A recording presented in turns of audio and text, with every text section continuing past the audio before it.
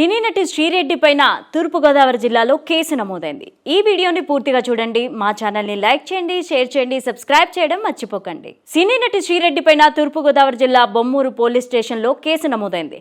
TDP రాష్ట్ర ప్రధాన కార్యదర్శి పద్మ ఫిర్యాదుతో పోలీసులు ఆమెపైన కేసు నమోదు చేశారు. వైఎస్ఆర్సీపీ ప్రభుత్వం అధికారంలో ఉన్న సమయంలో చంద్రబాబు, పవన్ కళ్యాణ్, అనిత పైన శ్రీరెడ్డి అనుచిత వ్యాఖ్యలు చేశారని ఆరోపిస్తూ పద్మ ఫిర్యాదు చేశారు. ఈ ఫిర్యాదు ఆధారంగా పోలీసులు కేసు నమోదు చేశారు. జగన్ ముఖ్యమంత్రిగా ఉన్న సమయంలో టీడీపీ, జనసేన నాయకులపై సోషల్ మీడియాలో అనుచిత పోస్టులు పెట్టారని ఈ రెండు పార్టీల నాయకులు పోలీసులకు ఫిర్యాదు చేశారు. కానీ ఈ ఫిర్యాదుపై ఎలాంటి చర్యలు తీసుకోలేదని అప్పట్లో ఆరోపణలు కూడా చేశారు. జగన్ అధికారానికి దూరమైన తరువాత మరోసారి ఈ రెండు పార్టీల నాయకులు ఫిర్యాదు చేస్తున్నారు. విశాఖ జిల్లా అనకాపల్లిలో కూడా శ్రీరెడ్డి పైన టీడీపీ నాయకులు ఫిర్యాదు చేశారు. చంద్రబాబు, పవన్ కళ్యాణ్ పైన ఆమె తప్పుడు వ్యాఖ్యలు చేశారనే ఫిర్యాదులో చెప్పారు. 4 రోజుల క్రితమే పవన్ కళ్యాణ్, లోకేష్, అనితలకు క్షమాపణలు చెబుతూ శ్రీరెడ్డి ఓ వీడియోను విడుదల చేశారు.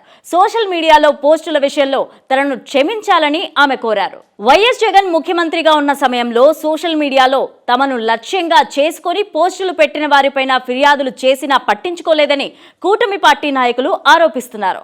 వైఎస్ఆర్సీపీ అధికారం కోల్పోయినా టీడీపీ, జనసేన నాయకులు మరోసారి సోషల్ మీడియాలో పోస్టుల విషయంపైన పోలీసులకు ఫిర్యాదు చేస్తున్నారు.